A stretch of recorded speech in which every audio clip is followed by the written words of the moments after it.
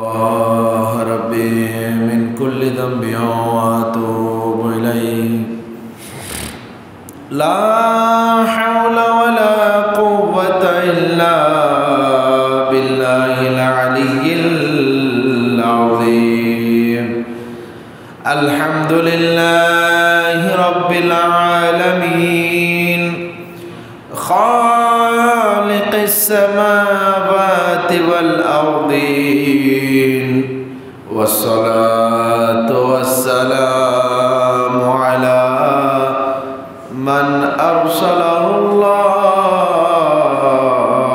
بالحق بشيرا ونذيرا وداعيا إلى الله بإذنه وسراجا منيرا وعلى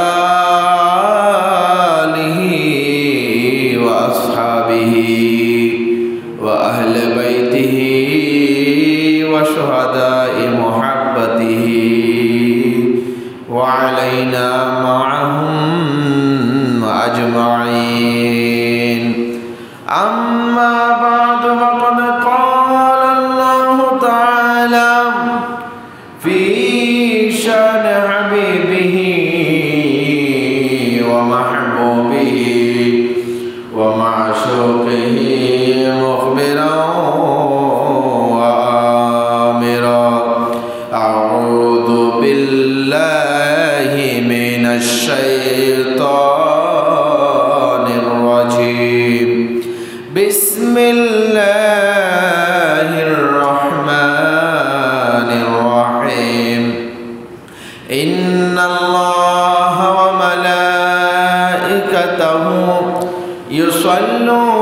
يصلون على النبي يا أيها الذين آمنوا صلوا عليه وسلموا تسليما صلى الله على سيدنا محمد وآله وأصحابه وسلم صلى الله على سيدنا محمد وآله وصحبه وسلم اللهم صل على سيدنا مولانا محمد وعلى آل سيدنا مولانا محمد तेरे नस्ल पाक में है बच्चा बच्चा नूर का तो है आईने नूर तेरा सब घराना नूर का अल्लाहुम्मा सल्ली सय्यिदिना मौलाना मुहम्मद वअला आलि सय्यिदिना मौलाना मुहम्मद अर्शर नीचे सजदाए पड़े कंदन नबी जारे जार दया करे माफ करे दाओ उम्मत आमार गुनाहगार अल्लाहुम्मा सल्ली सय्यिदिना मौलाना मुहम्मद वअला आलि सय्यिदिना मौलाना सलातुन या रसूल अल्लाह अलैकुम सलामुन या हबीब अल्लाह ज़रहमत कुन नज़र बर हाल ज़रम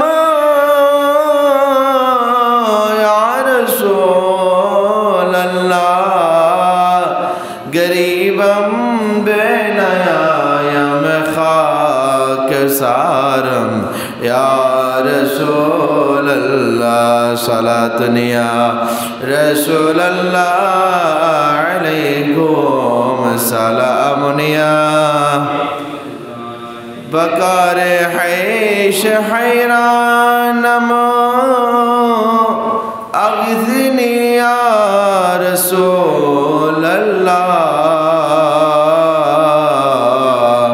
परेशानम परेशानम अग़्ज़नी या रसूल अल्लाह सलातुन या रसूल अल्लाह अलैकुम सलामुन या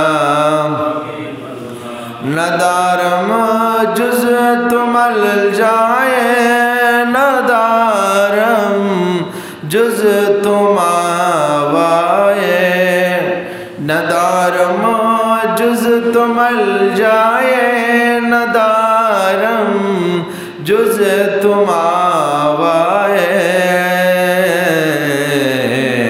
तुई खुद साज़ु सामानम अग़्ज़नी या रसूल अल्लाह सलातुन या रसूल अल्लाह अलैकुम सलामुन या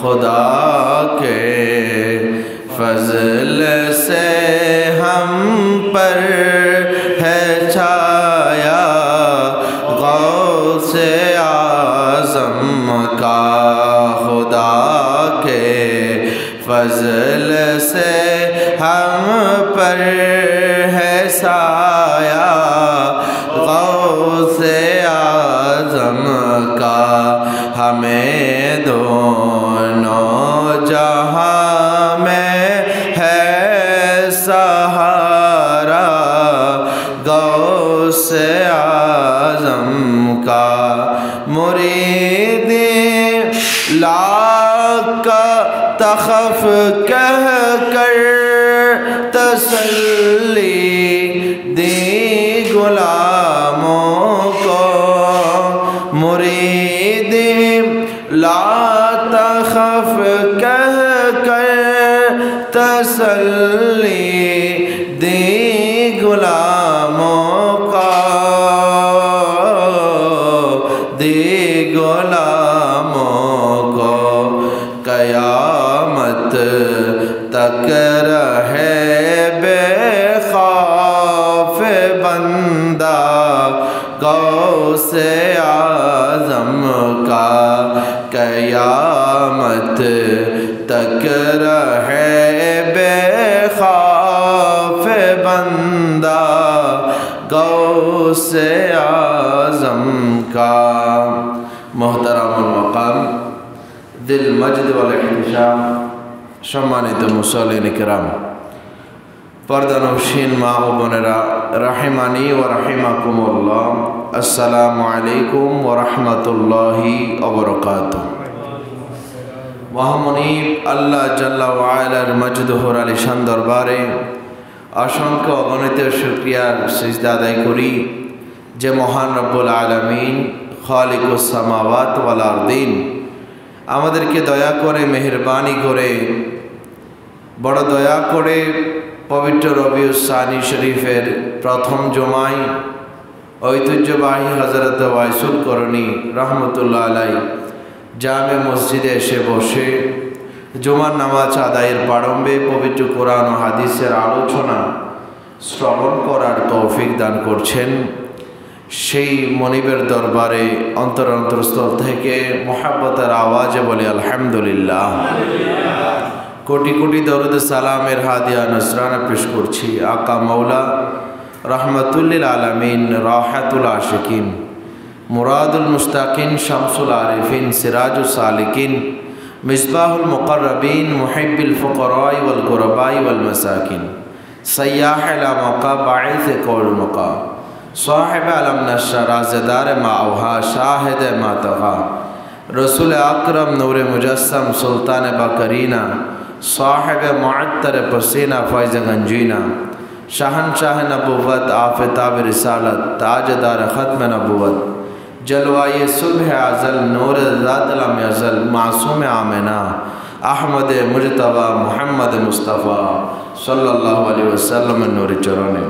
सम्मानित उपस्थिति, আল্লাহর দরবারে শুকর আদায় করি যে আল্লাহ পাক আমাদেরকে দীর্ঘ রবিউল আউয়াল শরীফের ধারাবাহিক আলোচনা আমরা করেছি পবিত্র ঈদে মিলাদুন্নবী সাল্লাল্লাহু আলাইহি ওয়াসাল্লাম উপলক্ষে।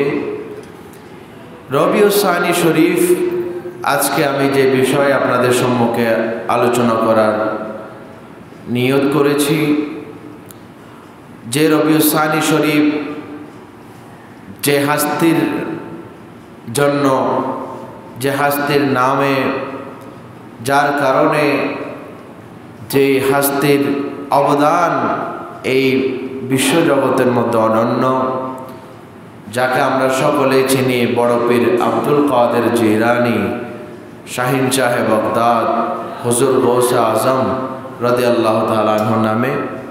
হুজুরের জীবনী ইনশাআল্লাহ আলোচনা হবে। এর পূর্বে আমি খুতবার মধ্যে আজকে যে আয়াত এসেছে সেই আয়াতের ব্যাখ্যা করেই আমি আমার হুজুর গৌসে পাক রাদিয়াল্লাহু তাআলা আনহুর জীবনের দিকে যাব। আল্লাহ পাক আমাদেরকে যা শুনি সে অনুযায়ী আমল করার তৌফিক দান করে সবাই বলে আমিন।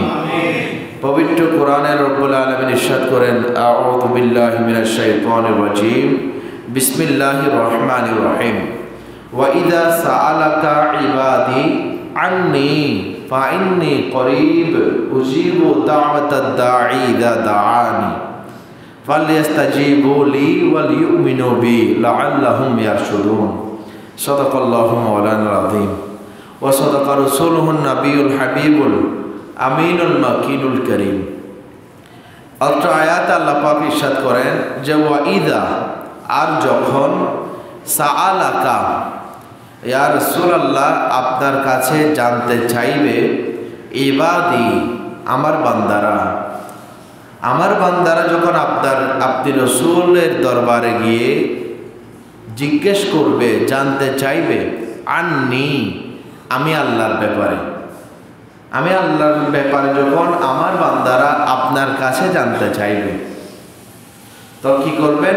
বলেন ফাইন্নি, ইয়া রাসূলুল্লাহ আপনি বলে দিন, নিশ্চয় আমি করিবুন অতীব নিকটে, উজিবু আমি সাড়া দিই, দাওয়াতাদ দাঈ যে আহ্বান করে আমাকে, আমি তার আহ্বানকারীর আহ্বান সাড়া দিই, ইযা দাআনি যখন সে আমাকে ডাকে।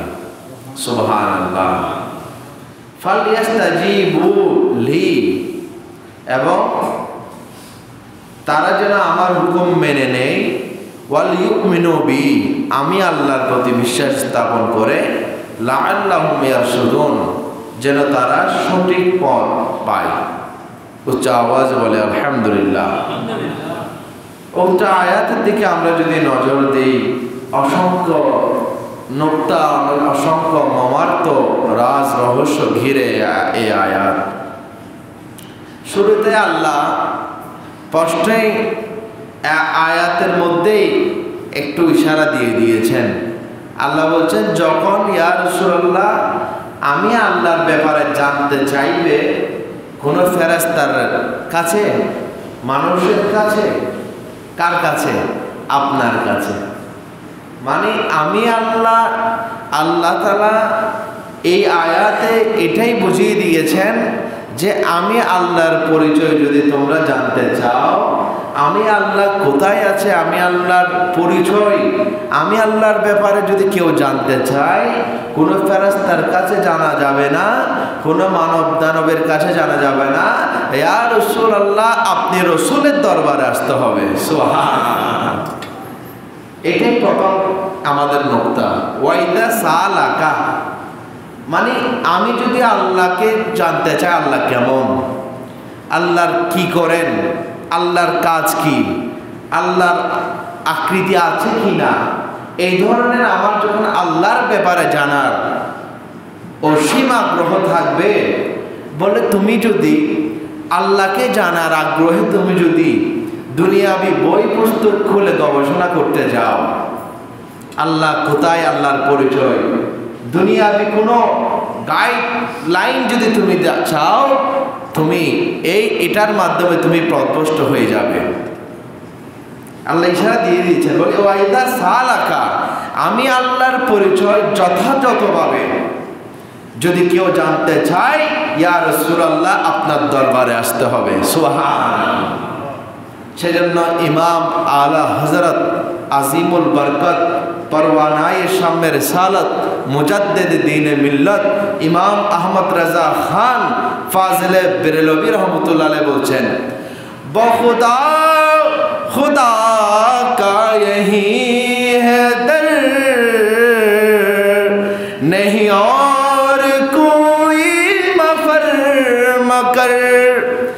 बखुदा खुदा का यही है दर, नहीं और कोई मफर मकर। जो यहाँ से हो वही यहीं आके हो, वो यहाँ नहीं तो वहाँ नहीं। वो कमाल हुस्ने हुजूर है के गुमाने नक्शे जहाँ नहीं। सलातुन या रसूलल्लाह अलैकुम सलामुन या। इमाम आला हज़रत बच्चन बखुदा, अल्लाहर कसम, खुदा का यही है दर। তোমরা যদি আল্লাহকে চাও, আল্লাহর পরিচয় জানতে চাও, দরবারে মুস্তাফায় চলে আসো। সুবহানাল্লাহ। আর যে ব্যক্তি দরবারে মুস্তাফায় এসে আল্লাহকে চায়, সে কনফার্ম খোদার কসম আল্লাহকে পাবে। আর যে ব্যক্তি মুস্তাফার দরবার ছাড়াই আল্লাহর কাছে ডাইরেক্ট যাইতে চাইবে, সে কনফার্ম পথভ্রষ্ট। সুবহানাল্লাহ। এটাই বলছেন, বখুদা খুদা কা यही है दर, नहीं और कोई मफर मकर। এই যাও, এখানে যাও, সেখানে যাও, কোনো জায়গায় আল্লাহকে পাওয়া যাবে না। আল্লাহ বলেছেন, আমি বলি নাই। বলে ওয়াইদা সাআলাকা, ইয়া রাসূলুল্লাহ আপনার পরিচয় জানবে, আমার পরিচয় জানবে আপনার কাছে।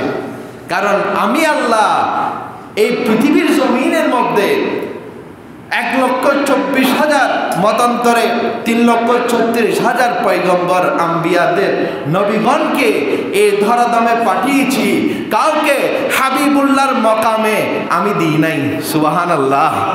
একজন জাত আমি সৃষ্টি করেছি, যাকে পূর্ব আগে সৃষ্টি করি নাই, কিয়ামত পর্যন্ত এরকম জাত হাসতে আমি সৃষ্টি করব না। সে তাকেই আমি এই উপাধি তার জন্যই বরাদ্দ রেখেছি, তিনি হচ্ছে হাবিবুল্লাহ। সুবহান। এই হাবিবুল্লাহ উপাধি ইয়া রাসূলুল্লাহ আপনার জন্য বরাদ্দ। এই জন্য ওয়াইদা সাআলাকা, ইয়া রাসূলুল্লাহ আপনার দরবারে যখন জানতে চাইবে, ইবাদি আমার বান্দারা, আন্নি আমি আল্লাহর ব্যাপারে, ইয়া রাসূলুল্লাহ বলে দিন আপনি, ফা ইন্নী করিব, আমি আল্লাহকে পাবে। আমি আল্লাহ অতীব নিকটে, করিব অতীব নিকটে, এবং উজিব দাওয়াতাদ দাই, আমি যারা ডাকে তাদের আহ্বান সাড়া দেই।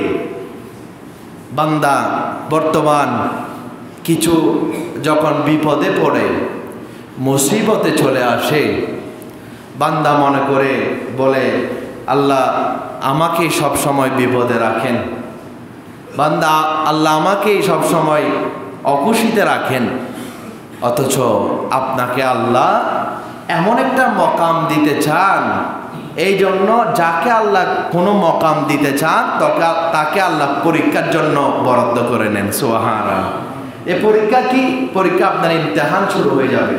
আল্লাহ পাক বলছেন, ওয়ালানাবলুওয়ান্নাকুম, অবশ্যই অবশ্যই আমি পরীক্ষা করব তোমাদেরকে, বিশাইইম মিনাল খৌফ, তোমাদেরকে ভীতি দিব, ভীতির মাধ্যমে তোমাদেরকে আমি আল্লাহ পরীক্ষা করব। মিনাল খৌফ ওয়াল জু', অভাব, খিদা, ক্ষুধার্ত, তোমাদেরকে ক্ষুধার মাধ্যমে আমি আল্লাহ পরীক্ষা করব। যখন তোমাদের কাছে অভাব চলে আসবে, তোমরা কি আমি আল্লাহর উপর ধৈর্য ধারণ করছো, নাকি আমি আল্লাহর ব্যাপারে অভিযোগ করছো? যে ওকে লক্ষ লক্ষ টাকার ওই ব্যক্তি মালিক, আমি গরিব, আপনি কি সেরকম অভিযোগ করছেন কিনা আল্লাহ পরীক্ষা করবেন। ওয়ালানাবলুওয়ান্নাকুম বিশাইইন মিনাল খাউফ ওয়াল জু ওয়া নাকসিম মিনাল আমওয়াল ওয়াল আনফুস, এবং আপনার ব্যবসা বাণিজ্যের নোকসান আসবে। নোকসান আসলে যে এটা পরীক্ষা, হঠাৎ একটা নোকসান, বড় ধরনের নোকসান চলে আসলো, মনে করবেন এটা একটা পরীক্ষা। ওয়াসামারাত, ফল ফলাদি ফসল, ওয়াল আনফুস, এবং এমনকি আপনার নিকটাত্মীয় সন্তান সন্ততি, মা বাবা যারা রক্তের, তাদেরকে দুনিয়া থেকে নেয়ার মাধ্যমে তোমাদেরকে পরীক্ষা করবে। সুবহানাল্লাহ। ওয়ানাবলুওয়ান্নাকুম বিশাইইন মিনাল খাউফ ওয়াল জু ওয়া নাকসিম মিনাল আমওয়াল ওয়াল আনফুসি ওয়াস সামারাত ওয়া বাশশিরিস সাবিরিন। এরপরে আল্লাহ পাক বলছেন, এই পরীক্ষার মধ্যে যারা ধৈর্যের সাথে আমি আল্লাহর উপর ধৈর্য ধারণ করবে, আল্লাহ বলছেন ওয়াবাশশিরিল সাবিরিন, ওয়াবাশশিরিস সাবিরিন, ধৈর্যশীল বান্দাদেরকে ইয়া রাসূলুল্লাহ আপনি সুসংবাদ দিয়ে দিন যে আল্লাযীনা ইযা আসাবাতহুম মুসিবা, যখনই তাদের নিকট কোনো বড় ধরনের বিপদ চলে আসে, ক্বালু, তারা বলে ইন্না লিল্লাহি ওয়া ইন্না ইলাইহি রাজিউন, ইন্না লিল্লাহি, নিশ্চয় আমরা আল্লাহর জন্যই, আমাদের জান মাল সব কিছু কার জন্য? আল্লাহর জন্য। আল্লাহ চাইলে আমাদেরকে সৃষ্টি নাও করতে পারতেন, আল্লাহ চাইলে আমাদেরকে পশু পাখির আকৃতিতে দুনিয়াতে পাঠাতে পারতেন, আল্লাহ চাইলে আমাদেরকে গাছ হিসেবে পাঠাতে পারতেন, অন্যান্য সৃষ্টির রূপ দিয়ে আমাদেরকে পাঠাতে পারতেন, কিন্তু আল্লাহ আমাদেরকে আশরাফুল মাখলুকাত হিসেবে পাঠিয়েছেন। সুবহানাল্লাহ, আলহামদুলিল্লাহ। তো বান্দার কাজ কি?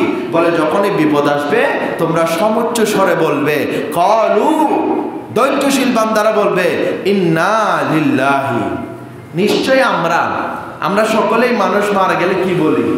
ইন্না লিল্লাহি ওয়া ইন্না ইলাইহি রাজিউন। এটা অনেকে এভাবে বলে, অনেকে ইন্না লিল্লাহি ওয়া ইন্না মানে ভুলে ভ্রান্ত, অনেক ভুল করে ফেলে, অনুবাদও অনেকে জানি না আসলে এটা কি বলছেন আপনি। এই আয়াতটা বলে মানুষ মারা গেলে যে বলেন, এটা কি বলছেন আসলে? যে ইন্না লিল্লাহি, নিশ্চয় আমরা, আমাদের জান মাল যা কিছুই এই শরীরে আছে সব কার জন্য? আল্লাহ জান। ইন্না লিল্লাহি ওয়া ইন্না ইলাইহি, আর আমাদেরকে প্রত্যেককে তার দিকে রাজিউন, আমরা সকলে আল্লাহর দিকে প্রত্যাবর্তিত হব। আমরা কি এখানে চিরস্থায়ী থাকবো? না, আমরা এখানে সকলকে, যুবক বৃদ্ধ বনিতা থেকে নিয়ে সকলকেই এই মৃত্যুর স্বাদ আমাদেরকে কি করতে হবে? গ্রহণ করতে হবে। এই জন্য এই আজকের খুতবায় শরীফে যে হাদিসগুলো এসেছে অত্যন্ত হৃদয় বিদারক। যে হাদিসগুলোর মধ্যে বলা হচ্ছে যে প্রত্যেক পেরেশান দূর হয়ে যাবে, প্রত্যেক পেরেশান, একটা দুঃখের সীমা থাকে কিনা? থাকে। কিন্তু বাবারা, বন্ধুরা, আল্লাহর হাবিব বলছেন ইয়া আলিয়ু কুল্লু হাম্মিন ইয়ানকাতিউ, প্রত্যেক পেরেশান দূর হয়ে যাবে নির্দিষ্ট সময়ে, ইল্লা হাম্মা আহলিন নার, জাহান্নামী যারা ব্যক্তি আছে তাদের কখনো তাদের পেরেশান দূর হবে না, সর্বদাই তাদের সাথে পেরেশান লেগে থাকবে জাহান্নামের মধ্যে। তো আমাদের করণীয় কি? বলে হায়াতে জিন্দিগানের মধ্যে তোমরা যদি কোনো গুনাহ করে ফেলো, সাথে সাথে বসে থাকিও না, না আমি তো এখনো যুবক আছি, তওবার সুযোগ অনেক আছে সামনে, এই আশা ধরে বসে থাকিও না। হঠাৎ যখন মৃত্যু চলে আসবে তোমার তওবারও সুযোগ থাকবে না। এই কথাটা আমাদেরকে জানান দিচ্ছে। প্রতিদিন 5 বার মালাকুল মউত, মৃত্যু এসে আমাদের দরজায় করানাঘাত করে যায়, আমাদেরকে বলতে থাকে যে আমার জন্য, মৃত্যুর জন্য প্রস্তুতি গ্রহণ করো, ইস্তাইদ্দু লিল মাউত, মৃত্যুর জন্য তোমরা প্রস্তুতি গ্রহণ করো। কারণ আমি মৃত্যু, কেমন মৃত্যু? বলে হাদিমুল লাজ্জাত, আমি সমস্ত মিষ্টান্নকে, উপভোগ্য বিষয়কে আমি সব কিছুকে নষ্ট করে দেই, আমি গলা রুদ্ধ করে দিই, শ্বাস রুদ্ধ করে দিই। চিরসত্য যে জিনিসটা সেটা হচ্ছে মৃত্যু, প্রতিদিন আমাদের কাছে আসে। আপনি আজকেই চিন্তা করিয়েন, আপনি একটু নিজে নিজে একাকী বসে চিন্তা করবেন এখন হঠাৎ যদি আমার মৃত্যু চলে আসে, হঠাৎ আমার কি চলে আসলো? মৃত্যু। এই অবস্থায় আমি পরবর্তী কি পাঠিয়েছি কবরের জন্য, কি নিয়ে যাব, এবং আমার আত্মীয় স্বজন আমার জন্য কি করবে।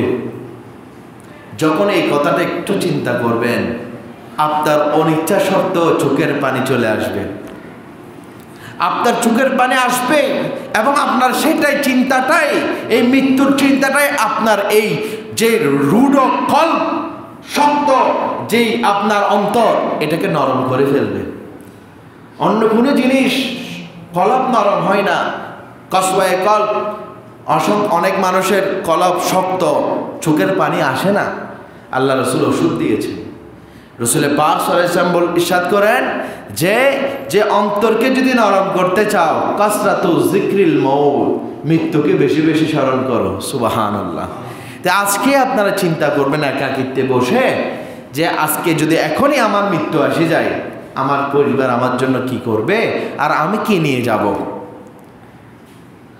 যে আমি যে এত ওয়াক্ত, আমার বালেগ হওয়ার সময় হয়েছে, বালেগ হয়েছে আমি 12 বছর বয়সে, এখন আমার চলছে 30 বছর। এই সময়ের মধ্যে আমার কয় ওয়াক্ত নামাজ কাজা হয়েছে, আমি আদায় করি নাই। কারণ কিয়ামতের ময়দানে আউয়ালু মা ইউহাসাবু বিহিল আবদ ইয়াউমাল কিয়ামাহ সালাহ, প্রথম যে প্রশ্নটা আপনাকে করা হবে সেটা নামাজের ব্যাপারে। কত কাজা নামাজ আমার মাথার উপর এখন বইয়া আছে, কত গুনাহে কবিরা আমার আমলনামায় লেখা আছে। আমি কি এখনো কি কান্নার সহিত তওবার মাধ্যমে এই গুনাহগুলোকে মাফ করিয়েছি, নাকি আমরা দুনিয়া নিয়ে ব্যস্ত আছি? বলেন। আপনি বলছেন আপনি মেয়ে বিয়ে দিলে আপনি দাড়ি রাখবেন, আপনার মেয়ে দিয়ে বিয়ে আসার আগে আগে আপনি বাঁচবেন কিনা সে গ্যারান্টি আপনি আমাকে দেন। আল্লাহর হাবিবের সুন্নতে পাক মৃত্যু, আমরা হায়াত কতটুকু গড় হিসাব করেন। মানুষ এখন, আগের মুরব্বীরা আলহামদুলিল্লাহ অনেক হায়াত পান, 80-100 বছর। বর্তমান যে ভেজালের যুগ, যে ফার্মের মুরগিগুলো খান, এগুলো কি দিন দিন আমাদেরকে মৃত্যুর পথে ঠেলে দিচ্ছে।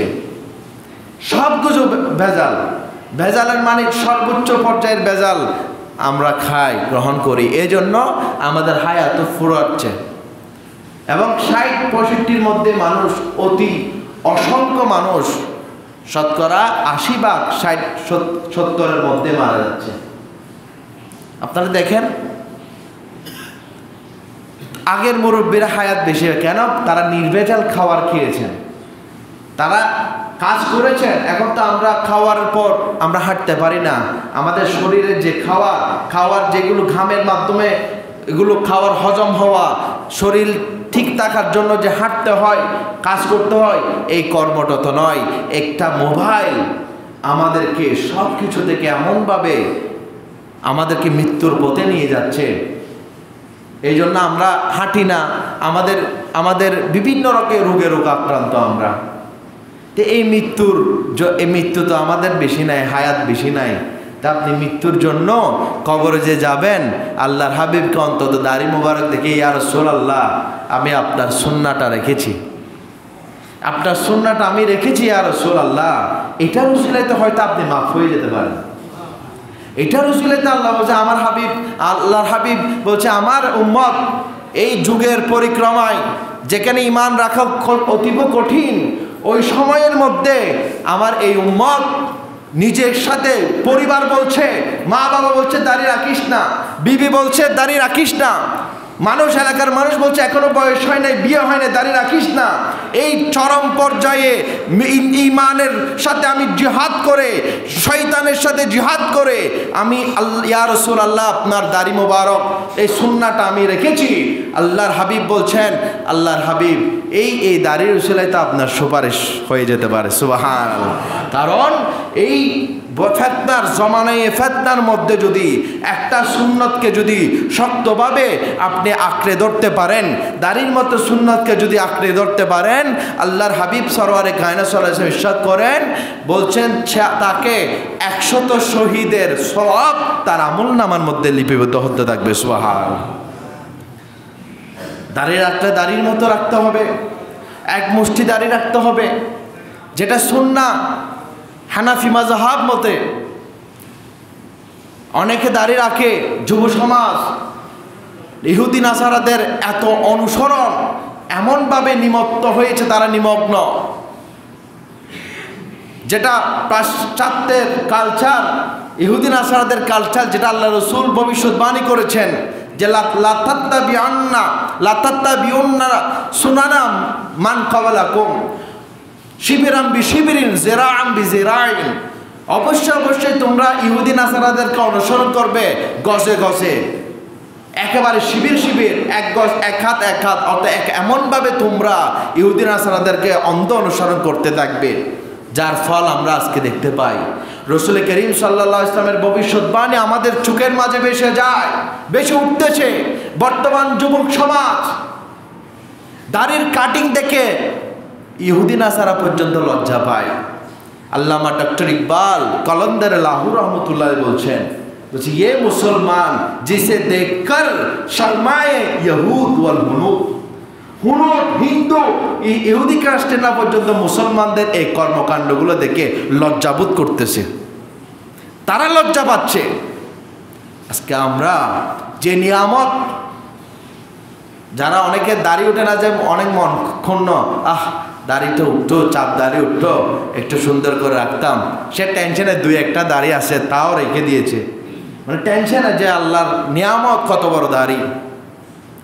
কোরআনের পাকে আল্লাহর মওলা আলী রাদিয়াল্লাহু তাআলা আনহুকে জিজ্ঞেস করলেন এক ব্যক্তি, এক ইহুদি এসে জিজ্ঞেস করলো যে বলতেছেন যে আপনারা তো বলেন পবিত্র কোরআনে সব আছে, দেখি বলেন তো আপনি মওলা আলীর দাড়ি তো এক মুষ্টি এত ঘন দাড়ি আছে, আমার মুখে তো দাড়ি নাই, আমি ইহুদির মুখে কি নাই, দাড়ি নাই, আপনার মুখে দাড়ি আছে, এটা কোরআনের কোথায় আছে দেখি বলেন তো।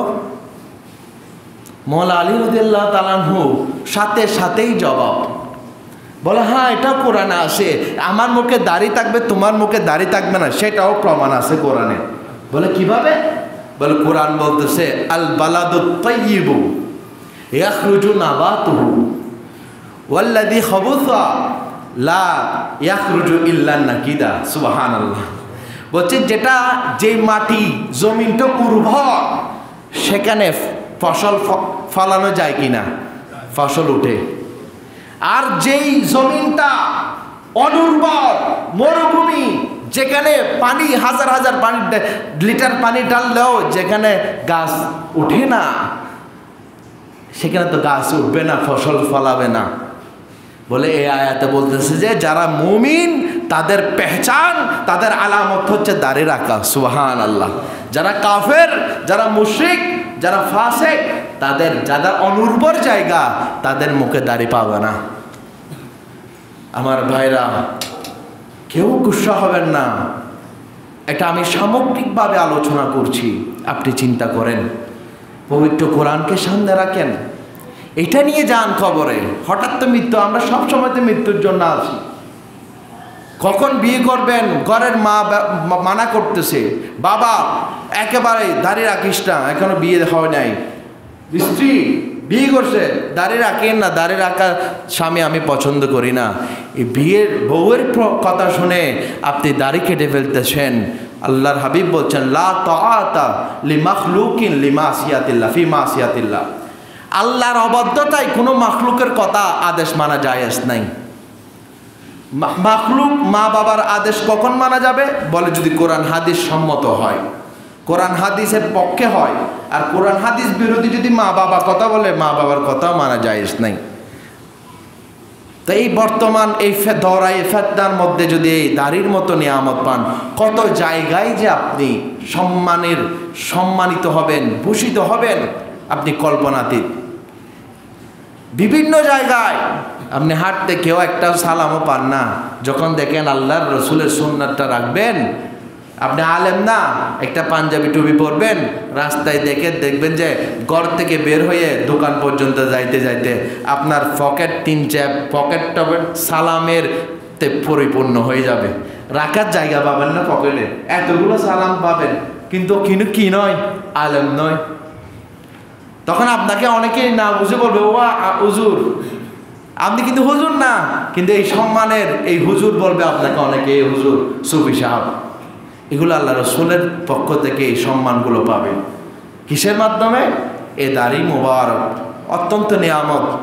মওলা আলীর এই কথাটা মনে করেন, চিন্তা করেন একটু, যে উর্বর জায়গা, মানে মুমিনদের কলব, মুখ হচ্ছে উর্বর, এখানে দাড়ি গজাবে। এগুলো কেন কেটে ফেলতেছেন আপনি? কিভাবে হাত দিয়ে কেটে ফেলতেছেন এই বউয়ের কথা শুনে? যে বউ স্বামীকে দাড়ি রাখতে নিষেধ করবে, সেই বউকে তালাক দেওয়া ওয়াজিব। এই বউ ঘরের জন্য জাহান্নাম করবে ঘরকে, এই ঘরকে জাহান্নামে পরিণত করবে। এটা সঠিক সহধর্মিনী নয়। বলে তুমি যদি আমাকে দাঁড়িয়ে রাখতে নিষেধ করো, তুমি কোন ধরনের বিবি? তোমাকে নিয়ে আমি জান্নাতে থাকতে চাই, আর তুমি চাইতে যাচ্ছ জাহান্নামে। স্ত্রী চাইতে যাচ্ছে জাহান্নামে, আপনি চাচ্ছেন বউকে নিয়ে জান্নাতে থাকবেন, কিন্তু স্ত্রী বলছে দাড়িওয়ালা স্বামী আমি পছন্দ করি না। আপনারা যারা যুবক ভাইরা বিয়ে করেন নাই, এই ধরনের যদি প্রশ্ন করে মেয়ের পক্ষ থেকে দাড়ি রাখা যাবে না, বলবে সেই ঘর আমার দরকারই নাই, লাথি মারি আমি সেই ঘরকে। এই ঘর আমার দরকার নাই, যে ঘরের মধ্যে রসুলের আদর্শকে কাফন ছাড়া দাফন করা হয়, এই ধরনের ঘর আমার দরকার নেই। আমি তো মাত্র একটা সুন্নতের কথা বললাম, এটাকে আঁকড়ে ধরেন, রসুলের পাকের সুন্নতকে আঁকড়ে ধরেন। কখনো লান তাদিল্লু মা তামাসসাকুতুম বিহিল্লাহ কিতাবুল্লাহ ওয়া সুন্নাতা রাসূলি। আল্লাহর কিতাবকে, কোরআনকে শক্তভাবে মজবুতভাবে আঁকড়ে ধরুন এবং আল্লাহ রসুলের সুন্নতকে আঁকড়ে ধরুন। যে কোনো জায়গায় কঠিন মুহূর্তে আপনি আল্লাহ তাআলা দয়া করবেন, পরিত্রাণ করে দিবেন। এক আল্লাহর উপর কি করতে হবে? ভরসা করতে হবে। বিপদে মুসিবতে আপনাকে ধৈর্য ধারণ করতে হবে। সেজন্য আল্লাহ বলছেন, ওগো আমার বান্দারা, উজিবু, তোমরা যখন আমার ব্যাপারে আমার রসুলকে জিজ্ঞেস করবে, নাহনু আকরাবু ইলাইহি মিন হাবিলিল ওয়ারিদ, তোমাদের যে শায়রক আছে তার চেয়েও আমি আল্লাহ আরো বেশি নিকটে। সুবহানাল্লাহ, আরো বেশি নিকটে আমার আল্লাহ। কখনো হতাশ হবেন না। বিপদ আসবে, ইমতিহান, পরীক্ষা নেবে আপনাকে। পরিবারকে ধার্মিক করে তুলুন, নিজে ধার্মিক হন, পরিবারকে কোরআন সুন্নাহর জ্ঞানে জ্ঞানী করুন। পরিবারকে ধার্মিক করার জন্য মাদ্রাসায় পড়তে হবে সেটা শর্ত নয়। আপনি নিজে ঠিক হন, নামাজকে নিজের জন্য আবশ্যক করে নেন, দাড়িকে নিজের জন্য আবশ্যক করে নেন। আপনার বউ বেটিকে পর্দার সাথে রাখেন, এগুলো রাখতে হবে আপনাকে। আপনার বিবি, যে সন্তান আপনার কন্যা, যাদেরকে বেপরদায় আপনি রাখতেছেন, এগুলো ধার্মিকতার পরিচয় নয়, এগুলো ইহুদি নাসারা। যে বিয়ের নামে আমাদের এই সমাজে ক্লাব ভাড়া করে যে নারী পুরুষের সমাগমন হয়, যে স্টেজে করে পুত্রবধূকে, নিজের স্ত্রীকে যেভাবে হাইলাইট করা হয়, সকল মানুষ যেন একটা কলাকে ছিঁড়ে ফেলা হলো, আপনার যে চিলকাটা এটা খুলে ফেলা হলো, মাছি বসতেছে, এই ধরনের অবস্থা। এগুলো থেকে আমাদের আসতে হবে। বিয়েকে সহজ করুন। আমাদের চট্টগ্রাম বিশেষ করে বিয়েকে এমন একটা জায়গায় নিয়ে গিয়েছে, জেনাকে সহজ করে দিয়েছে আর বিয়েকে কঠিন করে ফেলেছে। আজকের সমাজে দেখুন, এই রমনা পার্ক, এই অমুক পার্কে গিয়ে নারী পুরুষ একসাথে বেগানা কথাবার্তা পাশাপাশি বসে কথা বলবে, কোনো মায়ের ফুদ এদেরকে ডাক দেয় না, বকা দেয় না, কিছু করে না। আর কোনো যদি যুবক যুবতী বিয়ে করে ফেলে জেনা থেকে বাঁচার জন্য, এই মা বাবার হুঙ্কার, কেন বিয়ে করেছস? তো আপনি বিয়ে করাচ্ছেন না, তো তারা বিয়ে করছে। আপনার তো দরকার ছিল উপযুক্ত সময়ে তাকে বিয়ে দেয়া, এটা তো আপনার দায়িত্ব ছিল। এই দায়িত্ব না করার কারণে তো তারা জেনায় লিপ্ত হয়েছে। এরা গুনাহ যেগুলো হচ্ছে মা বাবার আমল নামার মধ্যে লিপিবদ্ধ হচ্ছে।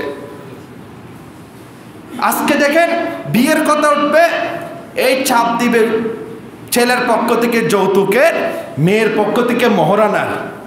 এই ঠেলা ঠেলিতে বিয়েকে কঠিন করে ফেলেছে। আজকে বিশেষ করে চট্টগ্রামে, অন্যান্য অঞ্চলের মধ্যে, অন্যান্য বাইরের ডিস্ট্রিক্টগুলোতে বিয়েকে অনেক সহজ তুলনামূলকভাবে। মহারানা যতটুকু ছেলে পারবে অতটুকুই হয়, এরা আর যৌতুকও নেয় না। আজকে আমাদের চট্টগ্রামের অবস্থাটা একেবারে করুণ। জেনাকে এমনভাবে সহজ করেছে, ছেলে প্রেম করতে পারে সমস্যা নাই, বিয়ে করলে তার দোষ। তা আপনি বিয়ে করাই দেন সঠিক সময়ে, আপনার ছেলের আখলাক চরিত্রটা হেফাজত হবে। আল্লাহ রসুল সাল্লাল্লাহু আলাইহি ওয়াসাল্লাম ইরশাদ করে, ইয়া মাশারাস শাবাব মান ইসতাতা মিনকুমুল বাআ ফালইয়াতাজাওয়াজ, তোমাদের মধ্যে যাদের সক্ষমতা আছে তারা বিয়ে করে ফেলো। কেন? বলে ফাইন্নাহু আগাদ্দু লিল বাসার, যখন কোনো ছেলে বিয়ে করে ফেলবে কোনো যুবক, সে আর চোখ উপরে তুলবে না, কোনো বেগানা মহিলার দিকে তার চোখ আর যাবে না, সে মৃত্যুর জন্য প্রস্তুতি গ্রহণ করবে। ও আহসানু লিল ফরজ, তার লজ্জাস্থানের হেফাজত করবে, সে আর গুনার দিকে লিপ্ত হবে না। এই জন্য আমি সকল মা বাবার কাছে করজোড়ে মিনতি করি, উপযুক্ত সময়ে সঠিকভাবে সন্তানকে বিয়ে করান, এটা আপনার দায়িত্ব, না হলে গুনাহগার হয়ে যাবেন। আর বিয়েকে সহজ করেন। মহারানা এই মেয়ের পক্ষে দুষ্কম নয়, তারা মহারানা 50 লাখ বলে, ঠিক আছে মেয়ে সুন্দর আছে তো 50 লাখ ধরো, দিব না তো, এমনি বিয়ে করি আনি একবার, কিসের মহারানা দিব? আল্লাহ রসুল হুঁশিয়ার সংকেত দিয়েছেন, যারা এই নিয়তে বিয়ে করবে যে মহারানা 50 লাখ হলে 50 লাখ, ভিতরে নিয়ত আছে না দেওয়ার নিয়ত, তাকে বলে স্বামী স্ত্রী এটার মধ্যে জেনা করবে, এটা হালাল পয়দা হবে না। যে মহারানা ধার্য করা হবে নিয়তে থাকতে হবে, অবশ্যই এটা আমি পালন পূর্ণ করব, এই নিয়ত থাকবে। আজকে দেখেন কতগুলো জমিতুল ফালাতে দেখেন আগ্ধ হয় প্রতি সপ্তাহে, প্রতিদিন এই 40 লাখ 30 লাখ 25 লাখ মহারানার একটা হিড়িক পড়ে গেছে। তো এই সন্তানকে আপনি একটা জানার দিকে আপনি ঠেলে দিচ্ছেন, বিয়ে দিচ্ছেন না, তার উপরে একটা মাথার বোঝা তুলে দিচ্ছেন। আর বিয়ের পরে যৌতুক, ওমা মহরমের খাওয়ার পাঠাই নাই এখনো তোমার বড় বাড়ি থেকে, বাপের বাড়ি থেকে কোরবানিতে গরু পাঠাই নাই, ছাগল পাঠাই নাই। আপনি এত নিম্নমন মানসিকতার, আপনি অন্যজনের গরু খাওয়ার জন্য আপনার উঠে পড়ে লেগেছেন। এভাবে যখন শ্বশুর বাড়ির পক্ষ থেকে এই মেয়েকে আঘাত করা হয়, এই মেয়ে সব কিছু সহ্য করতে পারে। যখন বাবাকে নিয়ে কথা বলে, মাকে নিয়ে কথা বলে, গরিব বলে, ওই মেয়ে শেষ পর্যন্ত তার একটা ডিসিশন হয় কি বলে, ফাঁসি লটকায় মারা যায়। সে ব্যথাটা নিতে পারে না। তা আপনি এদের গরু খাওয়ার জন্য বিয়ে দিছেন ছেলেকে, সুতরাং উভয় পক্ষে সমান দোষী আমার মতে। দুটাকে সহজ করেন, মহারানা কম হবে, স্বর্ণ কম হবে, এদিকে ছেলেরা যৌতুক নিবে না। দুইটা সহজ করে দেন, দেখবেন জেনা কমে যাবে আর হালাল সম্পর্ক বেড়ে যাবে। সুবহানাল্লাহ।